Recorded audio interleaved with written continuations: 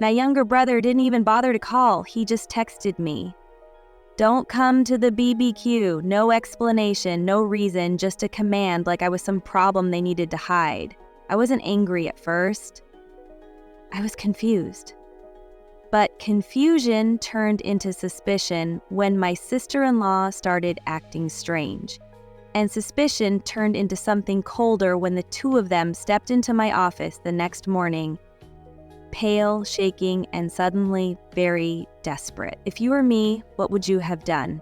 If you're interested in this topic, hit the like button, subscribe, and type interested in the comments, and I will give you a heart. I don't think you ever really forget the first time your own family makes you feel like an outsider. Not with a fight or a blow-up, but with a single sentence on a screen. Mine arrived on a Thursday afternoon while I was finishing a report at work, the kind of boring corporate stuff that makes you grateful for quiet family weekends. My phone buzzed. I glanced down expecting a meme or a dumb joke from my younger brother Ethan, and instead I saw it. Don't come to the BBQ. No emoji, no explanation, just those 4 words like a door shut in my face. At first, I thought it was a joke.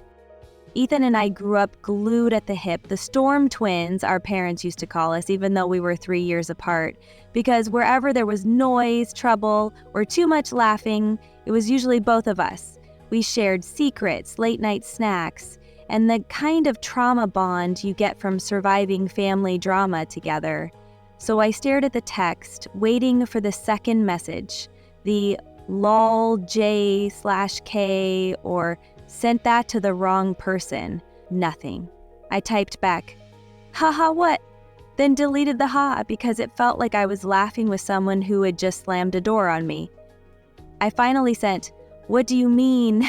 3 dots appeared for a few seconds like he was typing, then vanished. No reply, just silence. I tried to shake it off, telling myself maybe he was busy. Maybe his phone died mid-rage. Maybe it was automatic text from some weird phone bug. You know how your brain tries to hand you any excuse except the obvious one, that someone you love is intentionally being cruel? On the drive home, I replayed the last month in my head like a movie. Had we fought recently? No. Had I said something out of line? I teased his wife Hannah once about her obsession with curating her brand on Instagram, but even she'd laughed at that.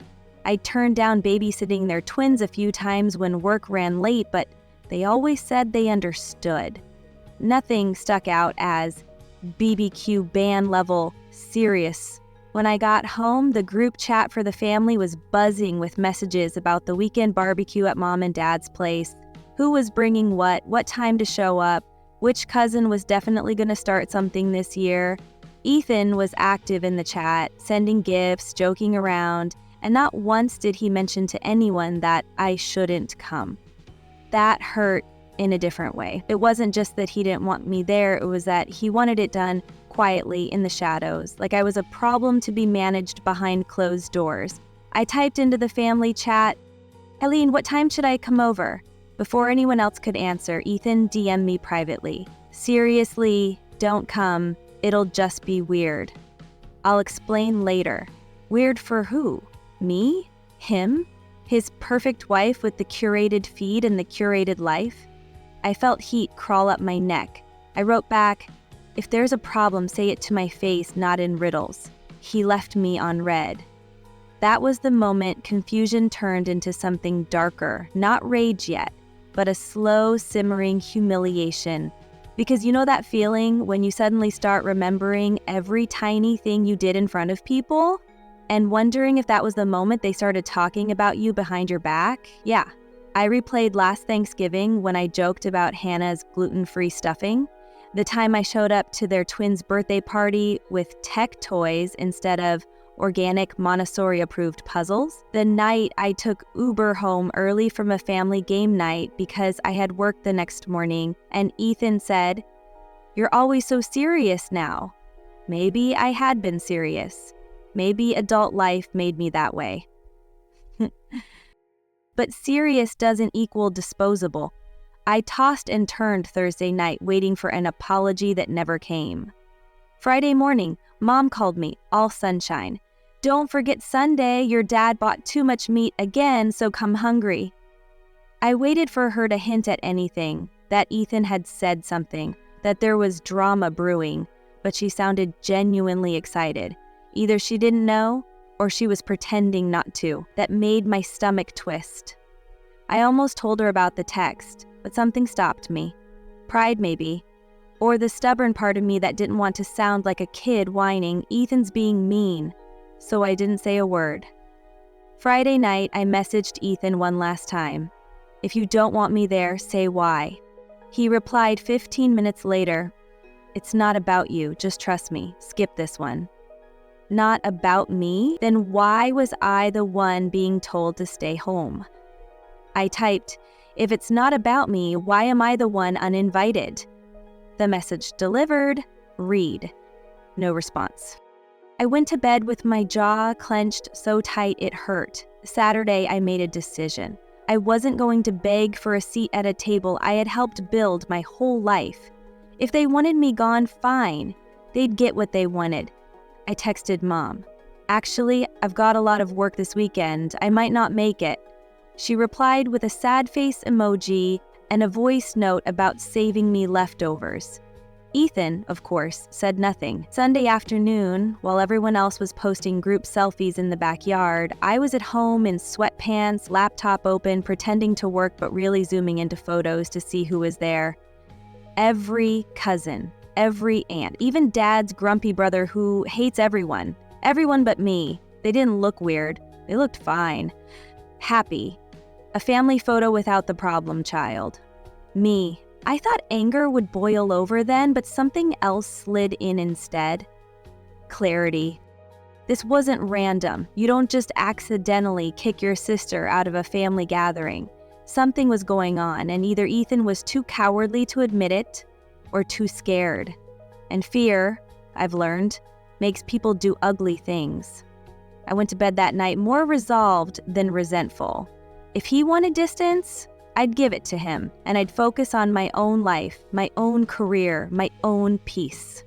I didn't know that less than 12 hours later, he and Hannah would walk into my office at work, not as the confident, dismissive couple from those barbecue photos, but as two people who looked like they'd just watched their entire world crack in half.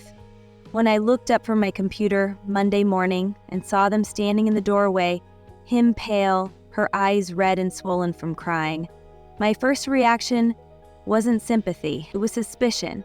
The same people who shut me out of a backyard now wanted access to my professional space, my safe place, my sense of power.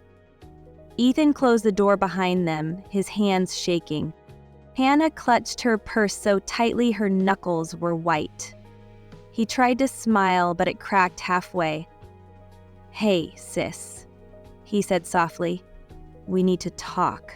And all I could think was, after everything you just pulled, what on earth could you possibly need from me now? If you were sitting at that desk, watching the ones who excluded you suddenly show up desperate in your territory, would you let them explain, or would you make them sit in the discomfort they built all by themselves? Ethan didn't sit down right away, which told me more than his expression ever could.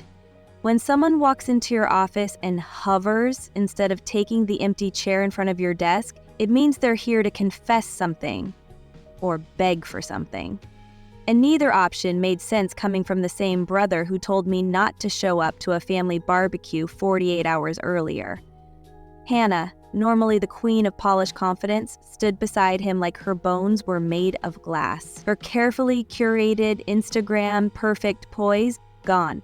Mascara clumps under her eyes, hands trembling, shoulders caved inward like she'd been holding in a scream for hours. The silence stretched, thick and choking. So I leaned back in my chair, crossed my legs, and waited. If they wanted something, they'd have to spit it out. It was Ethan who finally broke. Listen, before we say anything, I'm sorry about the text. I raised an eyebrow. Are you? His throat bobbed. Yeah, I shouldn't have sent it. I shouldn't have said any of it. You didn't say anything, I corrected calmly. You commanded. There's a difference. He flinched. Hannah's eyes darted to him, then to me, as if silently begging him to explain faster before but I wasn't exploding. I was steady, too steady, and I think that scared them more. Okay, Ethan whispered. You're right. It was wrong, but we need to tell you why. You could have told me then, I replied, instead of letting me think I wasn't welcome in my own family. Hannah swallowed hard. We weren't trying to hurt you. You didn't need to try, I said. You did it anyway. Her eyes filled with tears instantly, and for a moment I saw something raw there. Not manipulation, not self-pity. Fear. Real fear. That confused me enough to stay silent. Ethan took a shaky breath, finally pulling out the chair in front of my desk and sinking into it like he'd been carrying something too heavy for too long. Hannah remained standing behind him, hands on the back of his chair like she was anchoring herself. You know how Mom is, Ethan began. My jaw tightened. Stop there, I said. If you're about to blame Mom for your choices, don't bother. She didn't text me. You did. He dragged his palms over his face. Okay, fine, it was me, but I only did it because... Just say it, I interrupted. Whatever made you uninvite your own sister from a family event, you clearly believed it justified. Their eyes met. A silent conversation passed between them, and whatever Ethan saw in Hannah's expression made his own collapse. He exhaled so deeply his whole chest sank. We didn't want you finding out. My stomach tightened. Finding out what? Another look between them. A shared panic. Hannah stepped forward then, voice barely above a whisper. It's about Dad. That wasn't the name I expected, at all. Dad? I repeated slowly. Is he sick? Did something happen? For the first time since they walked in, Hannah shook her head quickly. No, not sick, not like that. Ethan placed both elbows on his knees and leaned forward, face in his hands. It's money. My blood ran cold. Not the topic I wanted. Not the disaster I felt prepared for. What money? I asked. Ethan looked up at me with eyes that had lost their usual spark, replaced by something desperate. Dad's in trouble, he whispered. Serious trouble. I leaned back, instinctive defense rising. What kind of trouble? Hannah's voice cracked. Debt. My heart dropped. Debt? How much? Ethan hesitated, and that hesitation told me the number wasn't something reasonable like 10 grand or a loan gone wrong. No one hesitates over small disasters. People hesitate over catastrophes. Ethan, I said sharply, how much? 380,000. The room tilted. What? I breathed. He repeated it, voice hoarse. 380. And that's just what we know. My pulse began hammering. How? When? Why didn't he say anything? Ethan let out a bitter laugh. Because Dad is Dad, because pride matters more to him than survival, because he didn't want you to know he's not invincible, Hannah cut in, voice trembling, because he was hoping to clean it up before anyone noticed, but everything is collapsing. Fast. I pressed a hand to my forehead, feeling heat rush up my neck. Why involve me in this? Why uninvite me instead of just telling me? Ethan's face crumpled. Because the barbecue wasn't about celebrating. It was about staging. A chill crawled across my skin. Staging what? He swallowed hard. An intervention. For you. For a moment, I didn't understand the sentence. Intervention? For me? For me? I repeated slowly. What could you possibly need to intervene about? Ethan closed his eyes like he couldn't bear to look at me when he said it. Dad thinks you're the only one who can bail him out. Silence slammed into the room like a punch. I stared at him, at Hannah, at the space between us. My breath came out in a cold, stunned whisper. They planned to ambush me? Ethan winced. Not an ambush, a conversation. A conversation, I snapped, would happen with a phone call. A staged intervention means you were all going to surround me and pressure me.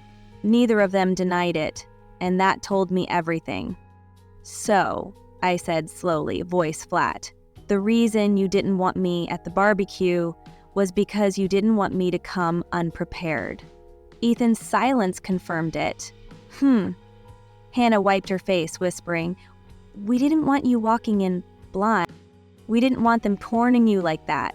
But you still uninvited me, I said. You still chose secrecy. They froze. And then I felt anger. Not a spark this time, but a flame. Slow, controlled, deadly. Dad put the house up for collateral, Ethan whispered suddenly, as if confessing fast would soften the blow. Without telling Mom, without telling us, without telling anyone. My veins felt like they iced over. What house? I asked quietly. Our childhood home? Ethan shook his head. No. Hannah squeezed the chair. Yours. The world went silent. Air left my lungs. Time stopped. I stared at them, trying to understand the words. My house? He thought it would help, Ethan whispered. He couldn't finish. But he didn't have to. I felt heat explode behind my eyes. He forged my signature. Ethan's voice broke. He was desperate. Desperate! I snapped, my voice slicing through the room like glass. He stole my property to pay for messes he created, Hannah whispered. We didn't know. When we found out, we panicked. We didn't want you walking into a trap at the barbecue. We didn't want the family to corner you with guilt. So you cornered me privately instead? I said coldly. Is that the story? Their silence was an admission. My heartbeat was roaring now, a furious drum against my ribs. If you were in my place, I said quietly, what would you do? Would you forgive? Or would you burn the whole stage they tried to set for you? Ethan looked at me with a kind of pain I'd never seen on him before. We're not asking you to save him, he whispered. We're asking you to hear the truth, because what's coming next is worse. And just like that, the room shifted again, and I realized this wasn't just betrayal. This was only the opening move. Worse. That's the word Ethan chose, and it sat there between us like a loaded gun neither of them wanted to touch. For a moment, none of us spoke. I could hear my own pulse pounding in my ears, loud enough to drown out the sound of the office AC humming above us. When I finally found my voice, it didn't sound like mine. It sounded calmer, sharper, like steel held over flame. Tell me, I said. Ethan opened his mouth, but no words came out. Hannah put a hand on his shoulder, guiding him the way a nurse guides someone who's lost too much blood. Your father didn't just use your house, she whispered. Her voice broke. Ethan closed his eyes and forced the words out. He used it twice. The world tilted. Twice? I repeated, slow and cold. As in, more than one loan? His nod was barely perceptible. I felt something inside me crack, quietly, cleanly, like a bone that had been weakened long before it finally snapped. He took out another loan, Ethan said, with a different lender. A private one, not a bank. Not regulated. My stomach sank. How much? $112,000. That number hit harder than the first. Not because of the amount, but because of the desperation behind it. People go to private lenders when every legal door has slammed shut in their face. Why? I whispered. Ethan let out a shaky sigh. Because the first loan wasn't enough to cover the original debt, and when interest piled up, he started drowning. So he forged my name again, I said. Again, Ethan's voice cracked, but that's not the worst part. I stared at him, unable to imagine what could possibly be worse than my father gambling my future twice. The private lender, Hannah whispered, isn't safe. A cold wave crawled up my spine. What do you mean, not safe? Ethan rubbed his face with both hands like he was trying to wipe away the truth. They're not loan sharks exactly. They're worse. They're the kind of people you don't get to renegotiate with. The kind who don't care about legality or morality or who they hurt. My heart thudded. Why would Dad go to them? Because they promised fast approval, Hannah said. No questions asked. He was terrified of losing everything, and he made the stupidest decision imaginable. Stupid? I snapped. Stupid is forgetting your keys. Forging your daughter's signature twice is calculated. It's betrayal. It's criminal. Ethan looked destroyed.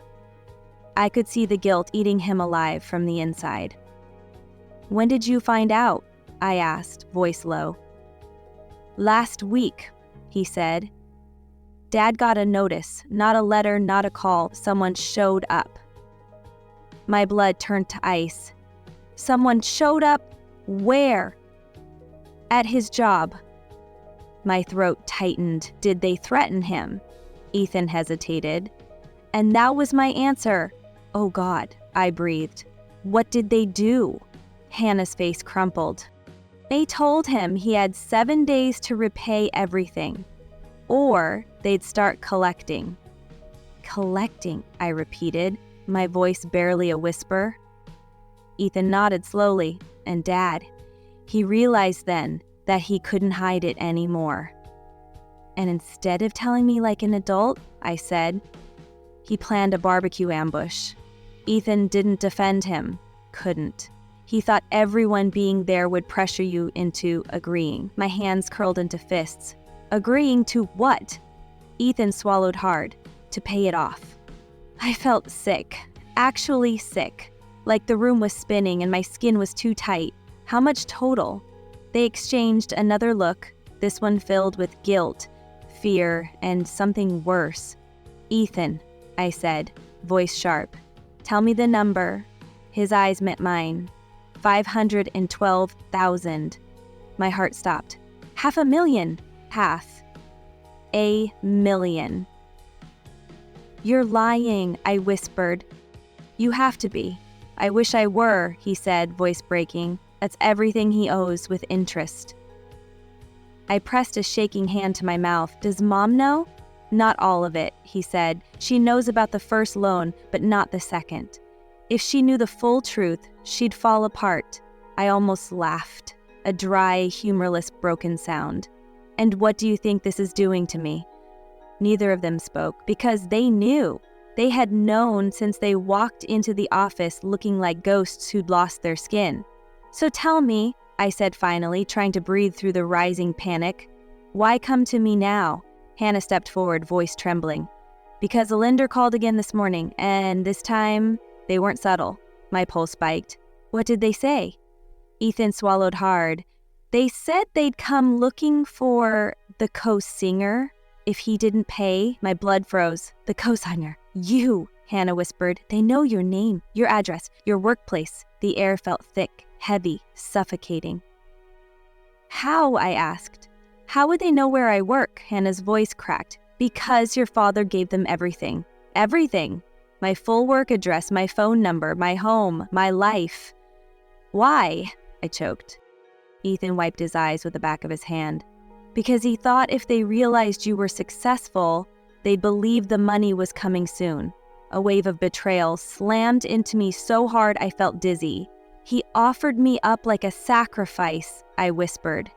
He didn't think it through, Ethan said weakly. He wasn't trying to put you in danger. Danger? I snapped. My father just told violent lenders exactly where to find me. Hannah broke down, full tears, shoulders shaking. We didn't know until this morning. Please, we only came here because we're terrified they'll come to you next. Ethan looked at me with eyes full of panic. You need to be careful, he murmured, like, really careful. They don't care about contracts or legalities. They just want their money. The rage that rose inside me wasn't loud. It wasn't explosive. It was quiet, cold, precise, a type of anger I'd never felt before. The kind that makes your hands steady while your heart shatters. So let me get this straight, I said. Dad risks everything, steals my name, double forges my signature, lies to everyone, involves criminals, and then volunteers me as collateral? Neither of them dared to breathe. I leaned back in my chair slowly, deliberately. And you uninvited me from the barbecue, I said, because you didn't want me to find out? Ethan nodded weakly. We wanted to protect you. From the truth? I asked. No. From Dad, he said softly, because he was planning to corner you in front of everyone. He told us flat out. He would not take no for an answer. My eyes narrowed. And now? Ethan's voice was barely a whisper. Now he doesn't have time to corner you. The implication hit me like a punch. They're coming, I whispered. Aren't they? Ethan nodded. We think so. Hannah wiped her eyes.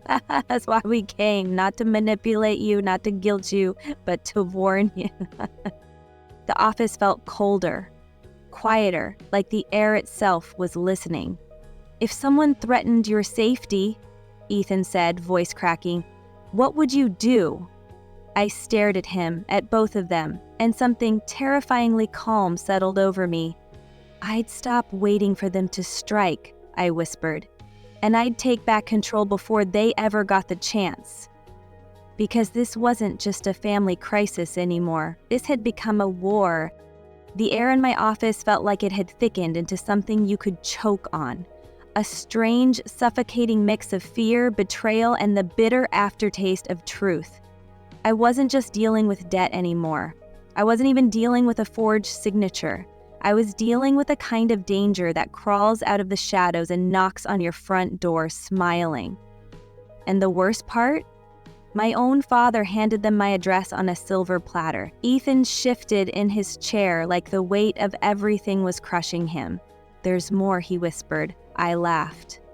Not because anything was funny, but because the universe seemed determined to see just how much I could carry before something in me snapped. Of course, there's more, I said. Why wouldn't there be? Hannah wiped her eyes with trembling fingers. Yesterday, someone came to your parents' house. My head jerked up. Who? A man, Ethan said. Tall, no expression, no hesitation. He didn't knock, he just stood in the driveway until Dad walked out. A cold shiver slid down my spine. What did he want? Ethan swallowed. He asked for you. My stomach dropped to the floor. And what did Dad say? Hannah closed her eyes like she couldn't bear to recount it. He said you would handle everything and that they should speak to you directly. My heart stopped. He sent them to me? Ethan nodded miserably. He didn't know what else to do. How about not sacrificing his daughter? I snapped. Hannah flinched. Ethan bowed his head, but they didn't interrupt. They knew I had every right to lose control, even though I wasn't. I was frighteningly calm, too calm, the kind of calm that comes right before disaster. Did they leave? I asked. They said they'd come back, Ethan whispered. Soon. My chest tightened. This wasn't hypothetical anymore. This wasn't an emotional betrayal or family politics. This was real, imminent, a threat with legs and a location. Why didn't anyone call me? I asked. Why didn't you tell me the minute it happened? Ethan's voice cracked. Because we panicked. And because Mom begged us not to. She thought telling you would make you hate them forever. She should have worried about me being safe, I said, voice cold as ice. Not about whether I'd still smile at Christmas dinner. Anna wiped her face again. Your mother is terrified. She doesn't know the full truth, and your father is lying to her so much, she doesn't even know what's real anymore. And what about you two? I asked. What did you think would happen when those people don't find me at their house? Ethan pressed a shaking hand against his forehead. They'll come to your work next. I stared at him, heartbeat pounding in my ears. My workplace, my safe space, my sanctuary, the one place where I had power, respect, stability. And now it was next on someone's list. Did Dad at least try to stop them? I asked. Ethan let out a hollow laugh. Dad tried to bargain. He told them he just needed more time. And they said? They said they don't extend deadlines, Hannah whispered. And they don't negotiate with people who waste their time. My chest grew tight. How many days left? Ethan's voice was barely audible. 2 days. 48 hours. That was the time limit before strangers showed up expecting money I never borrowed. So let me get this straight, I said slowly. Dad didn't just put me in danger. He put a countdown on my head. Neither of them dared respond. The silence said enough.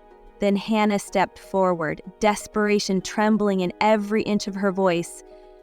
There's something else you need to know. I didn't think I had room for more shocks, but every time I thought we'd reached the bottom, the floor split open again. What now? I asked. After the man left, she whispered, your father collapsed. My heart skipped. Collapsed as in, he was fine physically. Ethan cut in. He didn't faint. It wasn't medical. He just fell apart. Fell apart? I echoed. Ethan nodded miserably. He sat on the porch for hours, staring at the street. Mom couldn't get him inside. He said he ruined everything, that he didn't know how to fix it, that the family would finally see him for what he is. A wave of complicated emotion hit me. Anger, disgust, pain, pity, resentment, and something heavier than all of it, exhaustion. I pressed my fingers to my temple. You think I should feel sorry for him? No, Ethan whispered. We've never seen him like that, ever. He's so desperate he's not even pretending anymore. That doesn't erase what he did, I said. Desperation doesn't justify betrayal. We know, Ethan said. We just didn't want you walking into this blind. They planned to corner you in front of the whole family, cry, beg, manipulate, whatever it took. My jaw clenched. He wanted the family there, so I couldn't say no. They nodded. I exhaled slowly, trying to keep my hands from shaking. So what's your plan? I asked quietly. Ethan stared at me like he was about to break. To ask for your help, he whispered. Not for Dad. For you, I frowned. For me? You need protection, Hannah said. You need legal help, security advice, someone who knows how to handle this kind of lender. You need someone who can get ahead of this before they come after you. Ethan leaned forward. And we thought maybe the only person who scares them more than they scare us. His eyes flicked to mine. Is you? I stared at him, stunned by the sentence. Me? You're the only one they see as a threat, Ethan said. They think you're the money, the power, the solution. I swallowed hard. The irony wasn't lost on me. The same family who shut me out of a backyard now wanted me to step into the line of fire. My voice came out low, sharp. What exactly are you asking me to do? Ethan inhaled shakily. Meet with them. Absolutely not, I said instantly. Are you insane? Not alone, he said quickly. With a lawyer, maybe even the police. But if they don't hear from someone soon, they will act on their own. Why me? I whispered. Why am I the one who must fix this? His answer cut deeper than anything else that day. Because Dad signed your name, he whispered. Not mine, not Mom's, not anyone else's. They believe the debt belongs to you. My body went cold. Not hot. Not angry. Cold. The type of cold that starts in your chest and spreads outward like frost. If you were me, I said quietly, what would you do? Would you run? Would you confront? Would you burn the bridge? Or would you burn the whole damn house? Ethan didn't breathe. Hannah didn't blink. And in that moment, for the first time in my life, I realized something terrifying. This wasn't just about surviving my family's decisions anymore. It was about deciding who I was going to become when pushed to the edge. I didn't answer Ethan right away. I just stared at him, at Hannah, at the two people who once felt like my closest allies and now looked like frightened strangers clutching a grenade with the pin half pulled. My office felt too small for the weight of everything they'd just said. My lungs felt tight, my head buzzing with 1,000 unspoken questions, each one more terrifying than the last. Ethan waited for me to speak, eyes wide and desperate, but I wasn't ready, not yet. I stood up slowly, the chair scraping quietly against the floor, and walked to the window. My office overlooked the city. Cars moving like blood cells through arteries, buildings standing taller than people's problems, the world continuing like my life wasn't dangling over a cliff. I pressed my fingertips to the cold glass. They think I owe them $500,000, I said, voice barely above a whisper. Ethan flinched. We know that isn't fair. Fair? I let out a cold laugh. Fair was 10 exits ago. Hannah stepped toward me timidly. We're not asking you to pay, we're asking you to prepare. Prepare for what? I asked. Being hunted? Neither of them answered, and that silence said more than any explanation could. I turned back around, and when I looked at Ethan, something in his expression shifted. Not guilt, not shame, something darker, something he didn't want me to see. What aren't you telling me? I asked sharply. His throat bobbed. There's one more thing. Of course there is, I said. Why not? Today seems determined to see how deep this hole goes. Ethan took a breath that sounded like he was inhaling shards of glass. They contacted Mom. My stomach dropped. What do you mean? This morning, before we came here, they called the house phone. My pulse spiked instantly. What did they say? Hannah looked like she might vomit. They said if the money wasn't paid, they'd start collecting collateral. I felt my blood turn to ice. Collateral? They said, your father gave them a list, Ethan whispered. A list of what? I demanded. Ethan didn't speak. He simply reached into his jacket and pulled out a folded, wrinkled sheet of paper. My heart thudded painfully as he handed it to me. I unfolded it slowly, too slowly, as if fast movement might detonate it. It wasn't a list of items. It was a list of people. My name, my address, my workplace, my car, my routines, what time I usually left home, what time I usually returned. And underneath my name, Mom and Ethan's, and Hannah's, and even their twins. My breath caught. I felt dizzy. What is this? I whispered. Hannah's eyes overflowed instantly. Your father didn't mean... Don't, I said, my voice slicing through the air like a blade. Don't you dare defend him. Ethan's voice cracked. He gave them everyone he thought might pressure you to help. Not to hurt, just... That's not how these people work, I snapped. He didn't give them contacts. He gave them targets. Ethan buried his face in his hands. We know. I stared at the paper, my pulse roaring. This wasn't financial desperation anymore. This wasn't even betrayal. This was exposure, endangerment. My own father had handed my life and the lives of everyone I loved to dangerous men like bargaining chips. I felt myself shaking, not from fear, but from a cold, controlled rage I didn't know I was capable of. Not the screaming kind, the kind that sharpens a person into something frightening, something decisive, something irreversible. What happens when they realize I'm not paying? I asked. They won't come for Dad, Ethan whispered. They'll come for you. You're the only one they think has real money. I exhaled slowly, forcing myself to stay steady. So what do you want me to do? Ethan swallowed hard. We need a lawyer, a good one. Do you have one? No. Money for one? No. Money for one? I pressed. Ethan shook his head helplessly. We were hoping you'd know what to do. A bitter laugh escaped me. Funny how I suddenly become the family strategist when the house is on fire. Hannah wiped her tears. We're not dumping this on you. We're not. We're trying to warn you, and we're asking you to help us get ahead of it before they show up again. I stared at them, these two people I used to trust, and for the first time in my life, they looked small, breakable, human, and frightened. But fear didn't erase the truth. You uninvited me from the barbecue, I said quietly, to protect me from an ambush, but you didn't protect me from the danger. Hannah's voice cracked. We didn't know how. You could have told me, I said. You could have been honest. Ethan looked gutted. We thought if you knew everything, you'd cut us off. My voice turned into steel. You should have worried less about losing me and more about losing yourselves. Silence. Sharp. Then Ethan whispered something so soft it almost broke me. I'm scared, he said. Really scared. I took a long breath.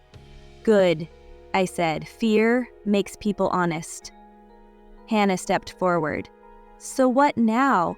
That was the question. The one sitting like a burning coal in the center of the room. What now? Do I run, hide, fight, pay, expose, destroy? Would any move be safe, smart enough? I didn't know, not yet, but I knew this. Whatever came next would require clarity, not panic. So I did something unexpected. I walked to my desk, picked up my phone, and dialed a number I never thought I'd call. Ethan's eyebrows shot up. Who are you calling? I whispered the truth without looking away from them. Someone who doesn't scare easily. The line rang. Once. Twice. Then a voice answered. Calm. Low. Dangerous. It's been a long time, he said. What do you need? I took a breath and let the last piece of my hesitation burn away. I need protection, I said. And I need information. You in trouble, he asked. I stared at Ethan and Hannah. Not yet, I said, but trouble's coming. A small pause. I'll be there in an hour. I hung up slowly. Ethan stared at me with wide, shell-shocked eyes. Who was that? I sat back down, folding the list of names calmly, deliberately, like I was preparing evidence. Someone Dad should never have underestimated, I whispered. Their shock mirrored my own heart, because for the first time since this nightmare began, I wasn't reacting, I was preparing. And there is nothing more dangerous than a woman who finally stops playing defense. I don't know what Ethan and Hannah expected when I said someone was coming.